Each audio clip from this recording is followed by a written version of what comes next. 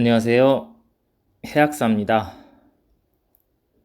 오늘은 제가 미백을 준비해 봤습니다. 피부 미백을 일반 약국에서 어떻게 케어하고 어떤 일반 약들이 있는지를 준비를 한번 해봤는데요. 열심히 자료를 준비해서 집에 도착했는데 장비가 없더라고요. 삼각대를 애들이 어디다 손댔는지 모르겠지만 원래 제가 촬영하던 곳을 보니까 작업할 엄두가 도저히 나지가 않죠? 그래서 오늘은 목소리로 승부하는 아름다운 목소리와 자료로 승부해 보겠습니다. 먼저 색소 침착이란 색소 침착은 원래 피부 보호 목적으로 일어나는 작용입니다. 자외선에 노출되면 멜라닌이 반응해서 색소를 만들고 요게 피부를 자외선으로 인한 손상, 화상 등으로부터 보호하는 작용을 합니다.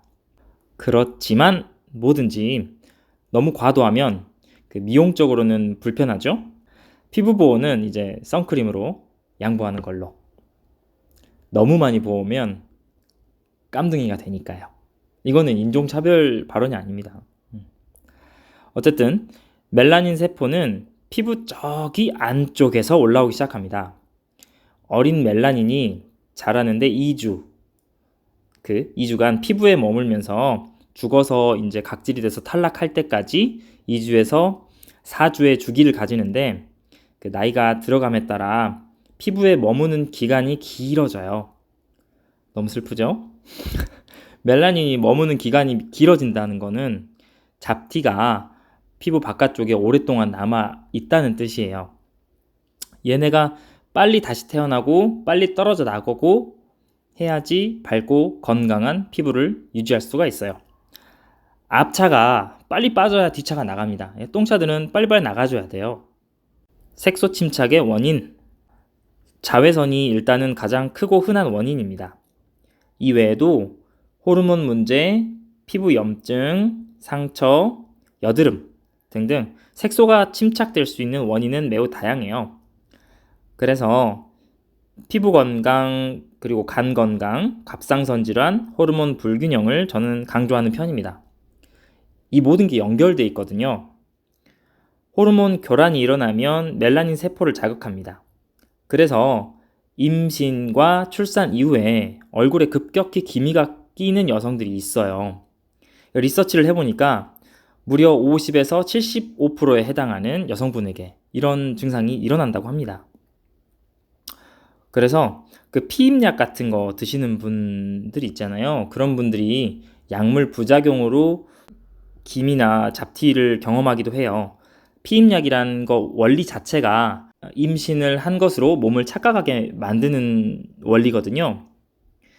또 갑상선 문제가 생겼을 때, 자궁 쪽 질환이 있을 때 다 이제 여성 호르몬과 관련된 문제들이죠. 피부가 칙칙해지는 경우가 많습니다. 이런 질환은 특히나 여성들에게 빈번할 수밖에 없죠. 또 약물의 장기 복용으로 색소 침착을 유발할 수가 있습니다. 그래서 먹어야 되는 경우는 자외선 차단에 신경을 확실히 쓰셔야 되고요. 약을 길게 드셔야 되는 경우에 특히나 이제 여드름 때문에 항생제를 먹어야 되는 경우, 장기 복용을 얘기하는 거예요. 피임약을 장기적으로 복용하는 경우, 이런 경우에 색소 침착이 빈번한데 모르고 계시는 분들이 많아요. 장기간 복용에는 유의하셔야 됩니다. 피임약을 제외하고는 다른 약품들은 전문의 약품으로 처방받아서 드시는 약이기 때문에 임의로 복용을 중단하시면 안 되고 의사와 상의를 꼭 하셔야 됩니다.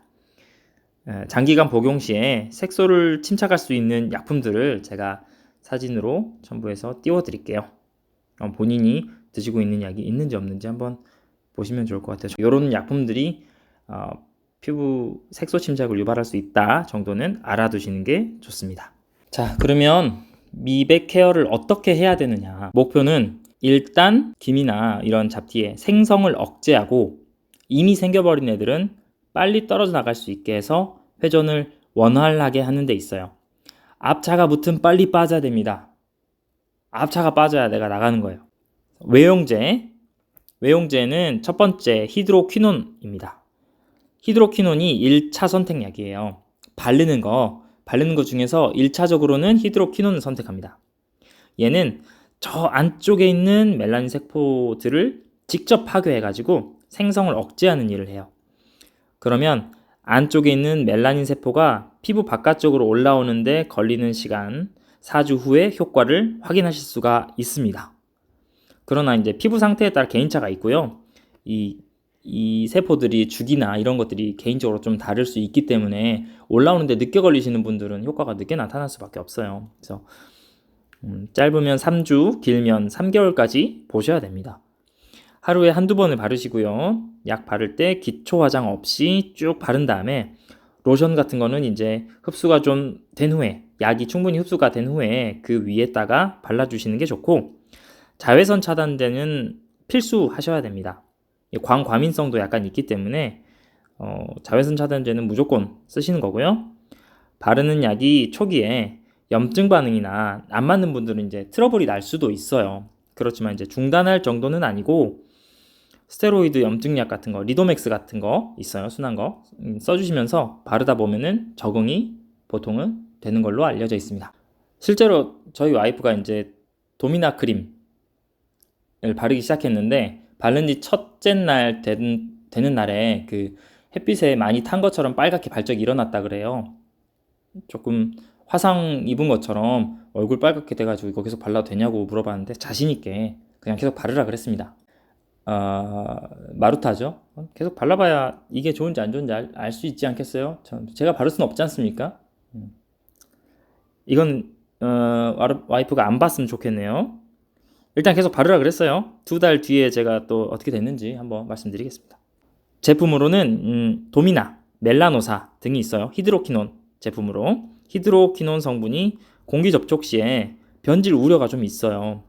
그래서 약품도 항산화가 필요합니다. 피부에만 필요한 게 아니에요. 이 약품도 항산화를 해주는 게 좋아요. 어떻게 하느냐? 그냥 도미나에 비타민 C, 비타민 E가 같이 포함이 돼 있고 이게 항산화가 들어있는 거죠. 기본적으로 제품을 이렇게 만들어요. 항산화를 할 수 있게. 그래서 가능하면은 일반 영양크림처럼 뚜껑이 달려있고 공기에 닿는 면적이 넓은 그런 크림보다는 튜브 제품을 사용해 주시는 게 공기 접촉을 최소화하는 방법입니다. 일단 뚜껑부터 잘 닫자 이거예요. 뚜껑 좁은 거 쓰자 이겁니다. 두 번째 외용제는 아젤라인산입니다. 히드로퀴논만으로 효과가 부족하다고 느낄 때 사용할 수 있는데 피부의 각질을 제거해서 압차를 빨리 빼주는 데 쓰는 약이에요. 이제 죽은 세포들이 각질을 형성하고 있는데 이런 것들 빨리빨리 이제 탈락시켜가지고 새로운 것들이 빨리 자랄 수 있게, 새로운 피부들이 빨리 자랄 수 있게 해주는 약입니다. 원래는 여드름 약으로 많이 써요. 여드름도 각질층이 두껍게 했을 때 안쪽에 피지가 생성되고 그 안에 세균 감염이 있을 수 있기 때문에 2차 선택약으로서 미백용 크림으로도 사용이 가능합니다. 요게 좀 자극적이에요. 아무래도 각질을 빨리빨리 떨궈버려야 되는 약이기 때문에 각질을 녹이는 작용을 하거든요. 바르면 자극적입니다. 가려울 수도 있고 하지만 요것도 시간이 지나면 적응이 되고요. 이미 생겨버린 멜라닌들을 빨리 털어버릴 목적으로 써주시면 좋습니다. 1차 선택약이랑 보통 병용해서 같이 쓰는 경우가 많아요.